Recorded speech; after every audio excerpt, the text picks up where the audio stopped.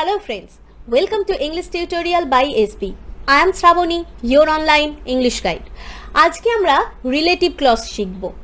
Noun clause কি সেটা আমরা আগের ক্লাসে জেনে গেছি এবং প্রিন্সিপাল ক্লজ সাবঅর্ডিনেট ক্লজের মধ্যে কি ডিফারেন্স তাও জেনে গেছি। আজকে আমরা রিলেটিভ ক্লজ ব্যাপারে যা আমাদের কনফিউশন আছে সব দূর করব। আজকে আমরা জানবো যে রিলেটিভ ক্লজ কাকে বলে এবং কিভাবে রিলেটিভ ক্লজ ইউজ করে আমরা দুটো সেন্টেন্সকে জয়েন করি। তাহলে চলো let's get started. Adjective clause কি সেটা জানার আগে আমরা চলো জেনে নিই যে অ্যাডজেক্টিভ কি এবং তার পারফরমেন্স কি রকম হয় একটা সেন্টেন্সে। তোমরা সবাই জানো যে অ্যাডজেক্টিভ হচ্ছে পার্টস অফ স্পিচের একটা পার্ট। অ্যাডজেক্টিভ আমরা কখন ব্যবহার করি না কোনো নাউন বা প্রোনাউনকে ডেসক্রাইব করার জন্য। অ্যাডজেক্টিভে তাহলে ফাংশনটা কি হলো না কোনো নাউন বা প্রোনাউনের দোষ গুণ অবস্থা বা তার কোয়ালিটিকে বর্ণনা করার জন্য আমরা ব্যবহার করি অ্যাডজেক্টিভ। সেই জন্য অ্যাডজেক্টিভকে বলা হয় ডেসক্রাইবিং ওয়ার্ড। যেমন ধরো he is a generous person, তাহলে মানুষটি কেমন না জেনারাস, উদার। এই জেনারাস ওয়ার্ডটা মানুষটার কোয়ালিটিটাকে ডেসক্রাইব করছে। ঠিক যেরকম অ্যাডজেক্টিভ নাউন বা প্রোনাউনের কোয়ালিটিকে ডেসক্রাইব করে, অ্যাডজেক্টিভ ক্লজও ঠিক সেই রকমই তার পূর্ববর্তী নাউন বা প্রোনাউনের কোয়ালিটিকে ডেসক্রাইব করে। দেখো এখানে কি লেখা আছে, ইট expresses quality of the previous noun or pronoun. আগের যে নাউন বা প্রোনাউনটি থাকে রিলেটিভ ক্লজ বা অ্যাডজেক্টিভ ক্লজ কি করে তার কোয়ালিটিটাকে এক্সপ্রেস করে, বর্ণনা করে। দেখো এখানে একটা সেন্টেন্স দেওয়া আছে, I have lost the pen, আমি পেনটি হারিয়ে ফেলেছি, which you gave to me, যেটা তুমি আমাকে দিয়েছিলে। এই সেন্টেন্সের মধ্যে কোনটা প্রিন্সিপাল ক্লজ? আমি আগেই বলেছি প্রিন্সিপাল ক্লজ কোনগুলো না যেগুলো একটা সেন্টেন্সের মধ্যে ইন্ডিপেন্ডেন্টলি থাকতে পারে, তাই তো? তাহলে এখানে I have lost the pen এই পুরোটা কি ক্লজ? Principal clause.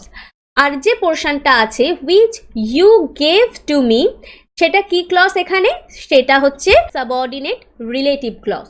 এবং দেখো এই যে আগে যে পেন এই যে নাউনটি আছে দ্য পেন, এই পুরো নাউনটাকে ডেসক্রাইব করছে এই which you gave to me এই পার্টটা, এই ক্লজটা।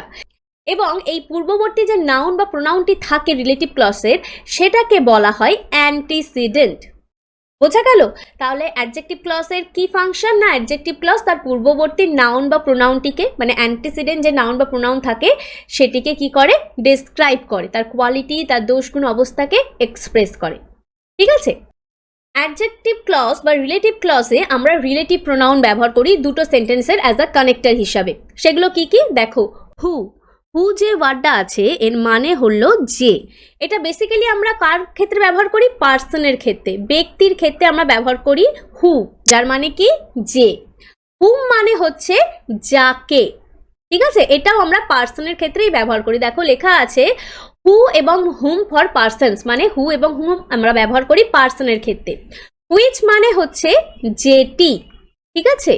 দ্যাট মানেও সেম, যেটি, যেটা আমরা ব্যবহার করি নন লিভিং বিং বা অ্যানিমালসের ক্ষেত্রে। নন লিভিং বিং মানে অপ্রাণীবাচক যে কোনো থিংসের ক্ষেত্রে আমরা এগুলো ব্যবহার করে থাকি, আর অ্যানিমালসদের ক্ষেত্রে। আর হুজ, হুজ আমরা ব্যবহার করি কি? পজেশন বোঝাতে, মানে সম্বন্ধ বোঝাতে, রিলেশন বোঝাতে আমরা ব্যবহার করি হুজ এবং অফ হুইচ। তাহলে এবার দেখে নিই যে হু হুম দিয়ে কিভাবে আমরা সেন্টেন্সগুলোকে জয়েন করি রিলেটিভ ক্লজে। A body was found last week, একটা বডি লাস্ট উইকে পাওয়া গিয়েছে। The police are trying to identify the body, পুলিশরা বডিটাকে আইডেন্টিফাই করার চেষ্টা করছে। তাহলে এখানে কার সম্বন্ধে ডেসক্রাইব করা হয়েছে? মানে ডেসক্রাইব করা হচ্ছে বডিটার ব্যাপারে, তাই তো?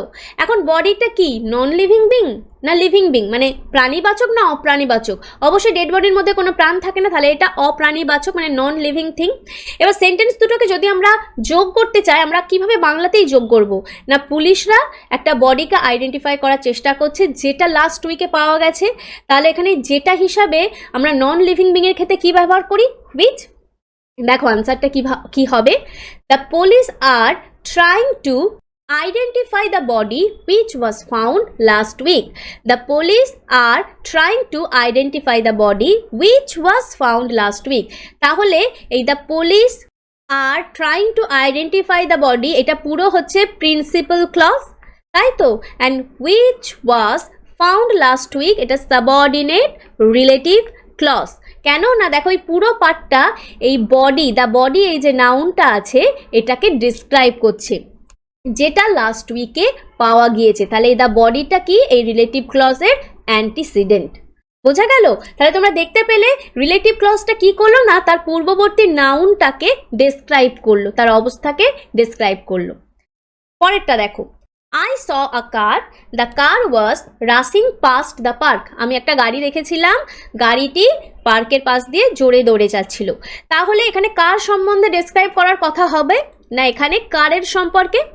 তাহলে সেন্টেন্সটা যদি আমরা কানেক্ট করি বাংলাতে কিভাবে করব না, আমি একটা গাড়ি দেখেছিলাম যেটি পার্কের পাশ দিয়ে খুব জোরে যাচ্ছিল। তাহলে যেটি এখানে কার হচ্ছে নন লিভিং বিং, যেটির ক্ষেত্রে আমরা তাহলে নন লিভিং বিং এর ক্ষেত্রে কি ব্যবহার করব? হুইচ। তাহলে সেন্টেন্সটা কি হবে, মানে আনসারটা কি হবে? I saw a car which but that was rushing past the park. I saw a car that বা which was rushing past the park. এখানে প্রিন্সিপাল ক্লজ কোনটা? আই স আ কার, এটা হচ্ছে প্রিন্সিপাল ক্লজ, আর that was rushing past the park এটা কি হচ্ছে? Subordinate relative clause. কারণ এই পুরো রিলেটিভ ক্লজটা তার পূর্ববর্তী এই আকার নাউনটিকে কি করছে? ডেসক্রাইব করছে। তাহলে আকার এখানে কি? রিলেটিভ ক্লজটার অ্যান্টিসিডেন্ট। ঠিক আছে, আর একটা দেখো, the man answered the phone. লোকটি ফোনে কথা বলছিল। He told me that you were out. সে আমাকে বলেছিল যে তুমি আউট হয়ে গেছো। তাহলে এখানে কার সম্বন্ধে ডেসক্রাইব করা হবে? লোকটির সম্বন্ধে। লোকটি যে ফোনে কথা বলছিল সে আমাকে বলেছিল কি তুমি আউট। তাহলে এইখানে আমরা কোন প্রোনাউনটা ব্যবহার করব? হু প্রোনাউনটা ব্যবহার করব। ঠিক আছে, তাহলে সেন্টেন্সটা কি হবে দেখো, the man who answered the phone told me that you were out.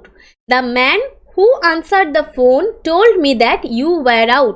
এখানে হু আনসার্ড দ্য ফোন এটা হচ্ছে সাবঅর্ডিনেট রিলেটিভ ক্লজ, কারণ এই পার্টটা দ্য ম্যান এই নাউনটিকে ডেসক্রাইব করছে।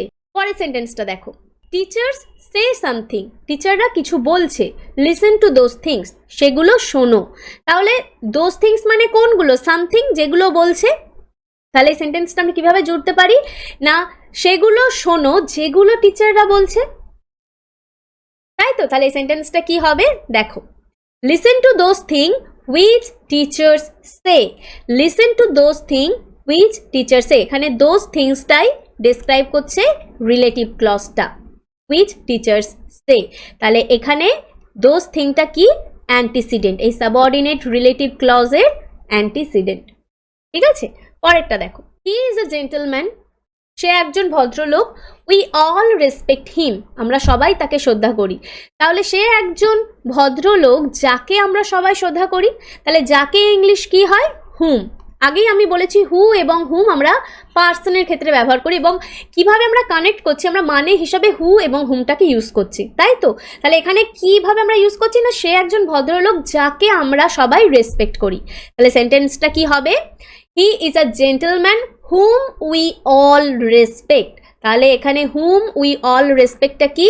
সাবঅর্ডিনেট রিলেটিভ ক্লজ, কারণ এই জেন্টলম্যানটিকে ডেসক্রাইব করছে এবং এটা হচ্ছে এই রিলেটিভ ক্লজের অ্যান্টিসিডেন্ট। আই হোপ এখন তোমরা অ্যান্টিসিডেন্ট কোনটা সেটা আইডেন্টিফাই করতে পারছো রিলেটিভ ক্লজের, এবং কিভাবে কানেক্ট করছি সেটাও তোমরা বুঝতে পারছো। সবসময় এটা মনে রাখবে যে রিলেটিভ ক্লজ তার পূর্ববর্তী নাউন এবং প্রোনাউনটিকে ডেসক্রাইব করছে। ঠিক আমরা প্রতিটা এভাবেই করছি, যাকে ডেসক্রাইব করছি সেটা ঠিক এই রিলেটিভ ক্লজের আগেই বসছে। বোঝা গেল? এভাবেই করতে হবে। নেক্সটটা দেখো, Naihati is in North 24 Pargana. Bankimchandra was born there. Naihati North 24 পরগনায় বঙ্কিমচন্দ্র সেখানে জন্মগ্রহণ করেছিল। তাহলে বঙ্কিমচন্দ্র কোথায় জন্মগ্রহণ করেছিল? নৈহাটিতে। তাহলে এখানে কোনটাকে আমাদের ডেসক্রাইব করতে হবে? নৈহাটিটিকে ডেসক্রাইব করতে হবে। এখন দেখো, নৈহাটি তো একটা প্লেস, প্লেসের ক্ষেত্রে আমরা ব্যবহার করি সব সময়ই ওয়্যার। ঠিক আছে, তাহলে এখানে সেন্টেন্সটা কি হবে? Naihati where Bankimchandra was born is in North 24 Pargana. Naihati যেখানে বঙ্কিমচন্দ্র জন্মগ্রহণ করেছিল সেটি কোথায়? নর্থ 24 পরগনায়। ঠিক আছে, তাহলে এখানে ওয়্যার বুঝতেই পারছো, ওয়্যার বঙ্কিমচন্দ্র ওয়াজ বর্ন এই পুরোটা কি তাহলে?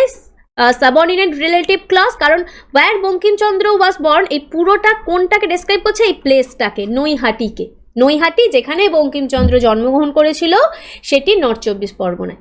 বোঝা গেল? তাহলে তোমরা বুঝতেই পারছো যে কিভাবে আমরা রিলেটিভ ক্লজ দিয়ে দুটো সেন্টেন্সকে জয়েন করতে পারি, এবং এইভাবে তোমরা আরও সেন্টেন্স বাড়িতে প্র্যাকটিস করো। যদি কোথাও অসুবিধা হয় সেটা আমাকে কমেন্ট বক্সে জানাবে, আমরা অবশ্যই তোমাদের হেল্প করব।